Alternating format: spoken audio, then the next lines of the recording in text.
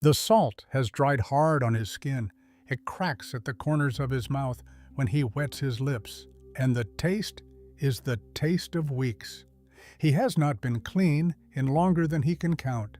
His hair holds it. The seams of his hands hold it. Above him, the mast is a dark line against a paling sky. This is a Palu, a master navigator, somewhere in the open Pacific in the year 1200. By the time the sun sets, he will have crossed another 100 miles of open ocean toward an island he cannot see, cannot calculate, and has never doubted is there. He carries no chart, no compass, no instrument of any kind. He is not lost. He is a scientist. Everything you have been told about how he does this is incomplete. Today, we decode the real one. Picture the Pacific. The Polynesian Triangle stretches from Hawaii in the north to New Zealand in the southwest to Rapa Nui in the east. It covers roughly 10 million square miles of open water. It is the largest cultural area on Earth. By the year 1200, his people have nearly finished settling it. They have reached even the remotest islands in that triangle, centuries before Columbus will lose sight of land. This is not the edge of their world. It is the middle of a map they carry in their heads. And that map is built from stars. The navigator has memorized a star compass, the exact points on the horizon where dozens of named stars rise and set.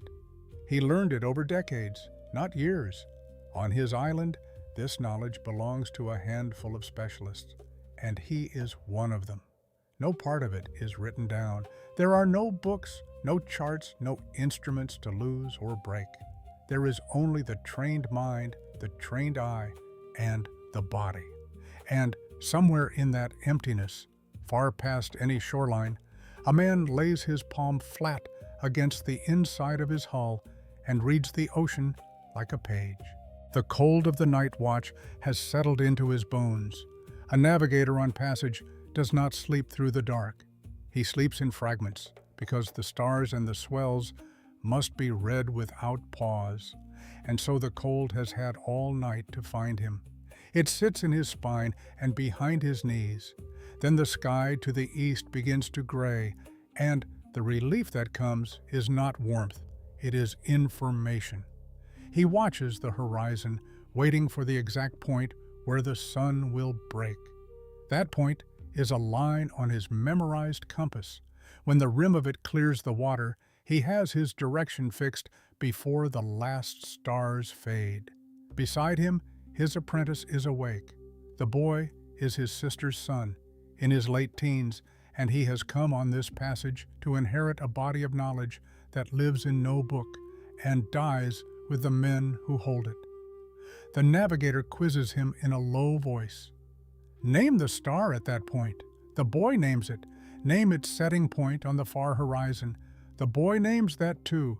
Name the swell running under us now, the long one from the southeast. The boy hesitates, then gives the wrong one, the smaller swell crossing it, and the navigator corrects him with a single word. There is no anger in it. The sea does not forgive a wrong reading, so the lesson is given clean and moves on. The boy will be tested again within the hour. By mid-morning, the wind shifts, and the navigator feels something in the swell against the hull that he does not say out loud, not yet. The work of the day is not steering, it is reading. He is holding a course across a moving sea that offers him no fixed point, no landmark, no buoy, no line on any chart. The only constant is the swell, and the swell is what he reads. He lays his open palm flat against the inside of the hull, and through the wood he feels the ocean push. A swell is not a wave. Waves are made by the wind that blows now, and they shift with it. A swell is older. It is the long memory of a wind that blew days ago and 1,000 miles away, and it holds its direction with the patience of something that no longer needs the wind that made it. There are several of them moving through this water at once, from different distant storms, each at its own angle. He knows which one is his reference. He has felt it for days. As long as it strikes the hull at the same rhythm and the same angle, his heading holds. Around this single thread of attention, the rest of the work turns. He checks the lashings that bind the two hulls to the crossbeams, running a hand along the cord for the give that means wear. He checks the water, he checks the food, he checks the people, and he checks the boy. The apprentice has stopped asking questions. He is watching the older man's stillness now, trying to feel through his own palm what the navigator feels, and not yet able to. And then it sharpens, a second swell, crossing the first at an angle that should not be there. One of two things is true, and only one of them is good. If you are still aboard this far in, hit subscribe. In a few minutes, I am going to show you how this entire science almost vanished from the earth, and how, within living memory, one canoe and one man proved every word of it was true. With no instruments, the textbooks barely give it a sentence. You are going to want to see this one. The second swell is still there. It crosses his reference swell at an angle. And an angle that should not be there means one of two things. The first is that his course has drifted.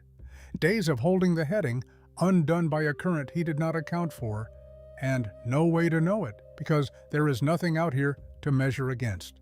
If that is the truth, then the water in the gorge is being spent toward an island that is no longer ahead of him, and he will not learn his error until it is too late to fix. The second is the opposite of disaster. A swell can bend.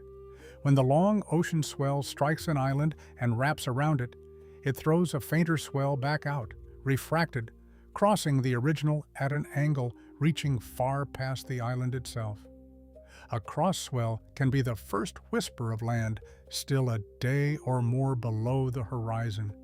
Land exactly where his memory said it would be. He has no instrument that can tell him which of these is true. He has only the signs and the training, and 40 years of the difference between them living in his hands. So he holds. He does not change the heading. He commits to the method because the method is all there is, and a navigator who abandons it the moment it frightens him is no navigator at all. His palm stays pressed flat to the hull. His face gives the boy nothing. Then the water begins to change. Its blue deepens towards something darker, and on the shifting wind comes a smell that is not the open sea, faint green, the breath of the lagoon still too far to see. He cannot prove he is right. He can only wait for the sky to tell him. And the sky answers at dusk on a pair of wings. The sun is low and red on the water when the bird comes. It is a frigate bird, black against the fading sky, its wings long and angled like a drawn bow. The navigator knows this bird. It fishes far out over the open ocean, further than almost any other, but it cannot land on water, and it will not sleep on the sea. At dusk, it turns and flies a straight line home to the island where it roosts. He watches its flight line. It runs the same direction his memorized course has held all day. The bird and the cross swell are saying the same thing, and now they agree. Land lies ahead, 2 days on, exactly where 40 years of training placed it. There is no celebration. He does not call out. The boy looks at him, and the navigator gives a single nod, the quiet correctness of a craftsman who expected to be right, and is. The doubt of the afternoon simply closes, like a hand. He turns to the setting sun and takes his evening fix from it, marking the point where it drops below the rim of the world. Then he waits for the first stars of the night path to rise in the east, the same gates he has steered through for 4 decades. He sets the boy on the first watch, lays his palm flat to the hull once more, and steers on into the dark. That is the day. Now let me show you why almost everything you were taught about how he did it is wrong and how we know. Decoded 1. What you called magic was science. Here is what you were probably taught, if you were taught anything. Pacific Islanders drifted, they got lucky. Or they found their way by some mystical sense, a gift, a kind of magic in the blood. None of that is true, and the truth is far better. What he is doing is empirical science, memorized instead of written. It has 3 branches: astronomy, the star compass, the rising and setting points of dozens of named stars, a full horizon of bearings held in memory. Oceanography, reading the interference of swells against the hull to hold a heading through a starless night. Ornithology, the flight lines of land-roosting birds like that frigate bird, and the color of water and the shape of clouds that stack over a hidden lagoon. The first scholar to write this down seriously was David Lewis, who sailed with surviving master navigators in the 1960s for his book, We, the Navigators. They taught it in the language of gods and chants because it was passed by memory, not paper. Outsiders heard the chant and called it religion. It was a filing system. Decoded 2. They sailed upwind on purpose. Now hold that against the story you know about exploration, the great age of sail, European ships, Columbus pointing west into the unknown. That story has the Pacific backwards. By the time Columbus lost sight of land, these navigators had already settled the largest cultural area on the planet. The triangle from Hawaii to New Zealand to Rapa Nui, 10 million square miles of ocean reached and populated by deliberate voyaging. And here is the detail that ends the drifting myth for good. They explored upwind on purpose. They sailed against the prevailing trade winds on the outbound leg into the wind, which is slower and harder. Why choose the hard direction? Because if they found nothing, they could turn around and let that same reliable wind carry them straight home. Drift is one way. This was a search pattern with a safety line built in. The archaeologist Geoffrey Irwin showed the wind data fits exploration, not accident. You do not sail into the wind by luck. Decoded 3. It was tested in 1976 and it worked. Here is the part that should give you chills, and it is the most comforting belief of all that it breaks. We tell ourselves that old skills simply fade, that ancient knowledge is lost forever, gone with the people who held it. This one was not. By the 20th century, long-distance wayfinding had almost died. It survived in only a few places, like the Caroline Islands in Micronesia. Then in 1976, the Polynesian Voyaging Society built a double-hulled canoe the old way and named her Hokulea. They sailed her from Hawai'i to Tahiti, more than 2,000 miles of open ocean, with no instruments at all. The Navigator was a Micronesian master named Mau Piai Lug, one of the last men alive who still carried the knowledge. He made landfall.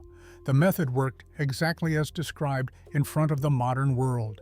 That single voyage lit a cultural renaissance across the Pacific, and the knowledge that was nearly gone is taught again today. Not a lost mystery, a living science, proven within living memory. Now go back to the canoe, deep in the night. The boy is asleep at last, curled against the inside of the hull where the wood is worn smooth. The wind has steadied. Above them, the whole star path has risen. The gates the Navigator has steered through for 40 years, blazing edge to edge across a black with no bottom and no shore. The canoe is one small point of intent in all of it. He sits alone at the steering paddle. He is not looking at the stars now. He does not need to. He has placed them, and they will hold their places until the dawn fix replaces them. His other hand rests where it has rested all day, palm flat against the hull, reading the swell in the dark, the long one from the southeast that has carried his heading since before the boy could name it. He holds the course. He has no instrument. He has no chart. He has no proof. He has only the swell against his hand and a sky he has carried in his head for 40 years. The island is 2 days ahead, past the edge of everything his eyes can reach. He has never once doubted it is there. He is right.